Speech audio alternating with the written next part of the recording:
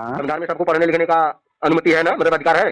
हाँ सबको है। स्त्रियों को भी है, शूद्रों को भी है। स्त्रियों को भी, हाँ सबको है। अच्छा, तो फिर ये जो गांव एरिया में जाओगे, हाँ वहाँ बहुत सारे आज भी ऐसे लोग हैं जो अनपढ़ लोग हैं, मतलब कि हाँ हमारे बिल्कुल है। हमारे हाँ भी आज से मतलब कि दादा परदादा को ले लो तो वो भी अनपढ़ लोग थे, पढ़े लिखे लोग नहीं हाँ थे। हाँ हाँ बिल्कुल बिल्कुल हाँ, बिल्कुल सच्चाई है। तो उनके ना जब पढ़ने, और जो स्कूल ही नहीं थे। आज की जो पीढ़ी, आज की, अरे आज तो स्कूल है ना भाई, हम्म, आज भी ऐसे गांव मोहल्ले में चले जाओगे जहाँ पे लड़के अनपढ़ हैं, जिन्होंने जो हाँ पढ़ाई लिखाई नहीं की, दो दूसरी कक्षा तीसरी कक्षा में हाँ पढ़ने ही बिल्कुल नहीं गए, बिल्कुल बिल्कुल पढ़ाई छोड़ी, तो हाँ उनके बिल्कुल। ना पढ़ने और अशिक्षित होने के, और औरतें खासकर आजकल बहुत ज्यादा अनपढ़ है, मतलब कि पढ़ी लिखी नहीं है।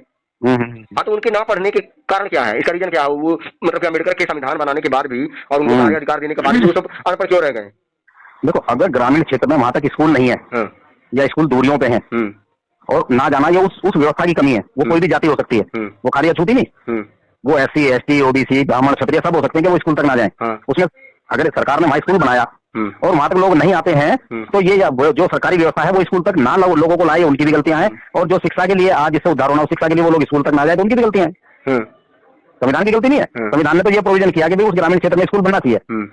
ठीक, जहाँ स्कूल है, घर के बगल में जिनके स्कूल है, उनके ही समाज से बहुत लोग नहीं पढ़े लिखे अनपढ़ रह गए। अब संविधान थोड़ी लाएगा उनको खींच के, वो नहीं जाएंगे तो उनकी गलतियां हैं। ठीक है। तो जैसे तुम ये मान रहे हो कि संविधान ने पढ़ने लिखने का अधिकार दे रखा है सबको, और बहुत लोग जैसे कई लोग घर की आर्थिक स्थिति कमजोर होने के कारण, पैसा ना होने के कारण कई लोग नहीं पढ़ पाते हैं। जिनकी आर्थिक स्थिति कमजोर है वहाँ तो स्कूल ही उनको फाइनेंस देता है। अरे जो भी है, बहुत लोग होते हैं कि भाई पैसे के कारण नहीं पढ़ पाते हैं, और बहुत सारे लड़के ऐसे होते हैं।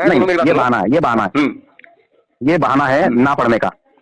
गरीब आदमियों से वजीफा भी मिलता है, स्कूल की ड्रेस मिलती है, कापी किताब मिलती है, संविधान के अंतर्गत है ना, वहाँ जातिगत व्यवस्था कोई नहीं है। ठीक, अब अगर वो स्कूल ही ना आए, क्यों नहीं? स्कूल में जातिगत वहाँ भेदभाव नहीं होता है? कैसे कैसे? जो OBC समाज है उसको 700 फीस लगता है महीने का, जो SC ST समाज है उसको 250 150 300 लगता है। जो आर्थिक रूप में फ्री भी था, फ्री भी है क्या? फ्री? हाँ, SC ST के लिए फ्री होगा।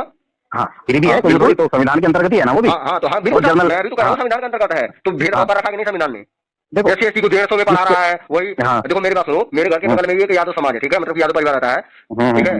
जो यादव परिवार है उसकी घर की स्थिति बहुत कमजोर है, 2 वक्त की रोटी भी उसको मिल जाए, कहीं से जुगाड़ करके मजदूर रखे, ठीक है, कहीं भी इधर उधर काम कर लेगा, ठीक है। हाँ, मजदूरी का काम तो वो जो है, ठीक है। और उसके देखो उसकी लड़की का फीस लग रहा है स्कूल में 700-800 रुपए महीने का। और प्राइवेट स्कूल में, हाँ, अरे सरकारी सरकारी स्कूल में 700 रुपए फीस ही नहीं देंगे भाई। अरे भाई महीने का 700 रुपए लग रहा है, ठीक है, होगा ही नहीं। अरे 6 महीने का ये भी जोड़ जाड़ के पता नहीं कितना लग रहा है, 6 महीने की एक ही बार में ऐसे जमा करवाते हैं इंटरमीडिएट कॉलेजों में।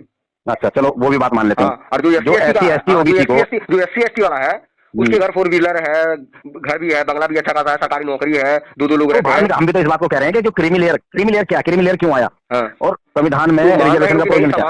संविधान ने दोगलापंथी कर रखी है, भेदभाव करके रखा है। नहीं, संविधान ने ये नहीं कहा कि मैं अगर नौकरी में आ गया तो मेरा बच्चा भी नौकरी में, उसका बच्चा भी, उसका बच्चा। संविधान ये कहता है कि हमें खुद चाहिए कि जो व्यक्ति समर्थ हो गया है वो उस व्यवस्था से बाहर आ जाए।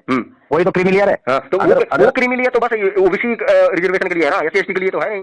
नहीं SC ST के लिए भी क्रीमी लेयर कहाँ है? SC ST में क्रीमी लेयर दिखाना, बताना कौन से पेज पे लिखा है संविधान के? जो समर्थ हो गया है उसको अपना रिजर्वेशन। झूठ मत बोलो, ठीक है। सुनो जो नहीं अच्छा पूरी बात नहीं, ये जो लोग जो मायावती है और जितने सारे बड़े बड़े नेता है, क्या ये लोग आरक्षण नहीं लेते हैं? आज भी नहीं लेना चाहिए, बेईमान है। लेते हैं कि नहीं ये बताओ? क्या मैं कह रहा हूँ जो समर्थ हो गया है वो आरक्षण लेता है, वो बाबा साहब को के साथ बेईमानी कर रहा है। बिल्कुल, तो सारे जितने सारे देखो भेदभाव करके रखा संविधान ने तुम्हारे, ठीक है। अगर OBC समाज अगर कमाई करके या फिर अपने दम पे अगर वो सक्षम हो जाता है तो उसको आपके क्रीमी लेयर के तहत आपके बाबा साहब का संविधान उसको स्वर्ण मतलब कि जनरल कैटेगरी में रख देगा। जब सरकार बनी थी ना, चाहे वो करोड़पति हो जाए चाहे खरबपति है, वो जीवन भर आरक्षण की मलाई चाटेगा, चाटता रहेगा, और चाटते भी हैं आजकल के SC ST वाले। नहीं चाट रहे हैं, इसमें कोई दो राय थोड़ी है। बिल्कुल दो राय है। और ब्राह्मण को बाद में मिला है, वो तो उससे भी नीचे हो गया। तो ब्राह्मणों को जातिगत थोड़ी नहीं मिला, उनको तो आर्थिक मिला है। जो भी ब्राह्मण समाज में उनको भी तो आर्थिक, उनको जातिगत थोड़ी मिला था, उनको भी तो आर्थिक मिला था। बिल्कुल, जो SC ST वाले हैं। अरे कहाँ पढ़ लिया भाई, उनको जाति बस एक जाति के जाति तो समाप्त करके संविधान ने ये कहा कि अनुसूचित है। अच्छा, जाति कब समाप्त कर दी? जब जाति समाप्त कर दी थी, चमार, डोम, भंगी, निषाद, धोबी, जाटव, ऊपर वाली व्यवस्था खत्म कहाँ करने दे रही है उनको? कौन ऊपर वाली व्यवस्था? वो तो बनाए रखना चाहते हैं ना। कौन? जो ऊपर व्यवस्थाएं बैठी हैं, जो उन नियमों को लागू कर रही हैं, वही तो नहीं खत्म होने देना चाहती। समस्या तो यही है ना। खत्म होना तो आप ही नहीं देना चाहते हो ना भाई। ना हमने तो खत्म रखा, हम तो अनुसूचित जाति शब्द का उपयोग करते हैं। जाति खत्म कर दिया ना, 6000 कुछ जातियां अम्बेडकर ने संविधान में बना के ले रखा है, ठीक है ना 6467 जब सर्वे हुआ था तो पूरे देश की 6467 जातियां आई थी लिस्ट में, को डाला गया था अम्बेडकर ने, ठीक है। और उन जातियों को एक शब्द दिया गया था, अनुसूचित जाति। जो संवैधानिक शब्द है वो अनुसूचित जाति है, अनुसूचित जनजाति है, पिछड़ा वर्ग है, अनुसूचित जाति है, ठीक है। तो कोई चमार, कोई डूम क्यों लिखता है, कोई जाट क्यों लिखता है, ये सब क्यों लिख रहे हैं? सबको वो मेरी बात का आपने सुना ही नहीं ना। मैंने ये कहा कि जो जहाँ पे सर्टिफिकेट जारी हो रहा है, जो व्यवस्था में बैठे हैं, यानी जो नियमों को लागू कर रहे हैं। अगर आप लोग जातिवाद के खिलाफ हो तो जाति प्रमाण पत्र बनवाते ही हो। जाति प्रमाण पत्र अनुसूचित जाति का जारी होता है, सबके लिए जारी, अनुसूचित जनजाति होता है, ओबीसी के लिए भी जारी होता है, ठीक है। उसमें जातियां जो लिखी गई थी वो इनलीगल है। अब उसका विरोध चल रहा है, जातियां खत्म होनी चाहिए, केवल अनुसूचित जाति। अरे भाई ठीक, दूसरी बात अभी सुनो, तुमको पता है कि अगर जातियां खत्म हो गई तो तुम लोग को जाति का जो आरक्षण मिलता है वो खत्म हो जाएगा। जातिगत तो आरक्षण है ही नहीं ना। जातिगत नहीं भाई, कहाँ पे पढ़ लिखा? अरे नहीं, आर्थिक तौर आर्थिक तौर पर नहीं है। जो मंडल का आयोग था, ठीक है, जो मंडल आयोग था जिस समय जो प्रधानमंत्री थे, जो बीपी सिंह थे, उसने जो सवर्ण समाज थे, जो जनरल कैटेगरी था, उस कैटेगरी में जो लोग जो आर्थिक और शैक्षणिक रूप से जो पिछड़े थे, उन लोगों उन समाज से, जनरल वाले समाज से निकाल के उनको एक कैटेगरी बना के एक अलग वर्ग में बनाया गया, जिनको कहा गया ओबीसी, अदर बैकवर्ड क्लास। 1990 में सर्वे हुआ था उसका। हाँ, तो ओबीसी जो समाज 1990 के बाद ही बना ना। हाँ, 1990 में सर्वे हुआ था उसका, जब अम्बेडकर नहीं थे और मर गए थे, ठीक है। हाँ, जब मर गए थे ना, तो ये बात सर्वे हुआ ना, बिल्कुल। तो ओबीसी ये बात फिर फर्जी साबित हो जाती है ना कि ओबीसी समाज को अम्बेडकर ने अधिकार दिया है सब कुछ, जबकि ओबीसी समाज, अरे ओबीसी समाज नहीं, हाँ, ओबीसी समाज के लिए भी ऑलरेडी संविधान में प्रोविजन उसी टाइम था। लेकिन जो तुम्हारे पटेल वगैरह थे ना, इन्होंने कहा था कि क्या हम एक अछूत का दिया बोलेंगे। क्या चूत कर दिया? जो बीपी सिंह का अछूत था। कौन? अम्बेडकर अछूत ही तो था। नहीं, बीपी सिंह नहीं, उस समय की बात कर रहा हूँ।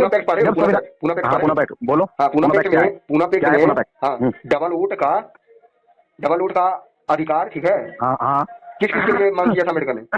अम्बेडकर ने उनके लिए किया था ना, जो उस व्यवस्था से बाहर के लोग थे, कि ताकि वो भी भागीदार हो सके। बिल्कुल नहीं, ओबीसी क्या दिक्कत थी? ओबीसी के नेता थे नहीं क्या?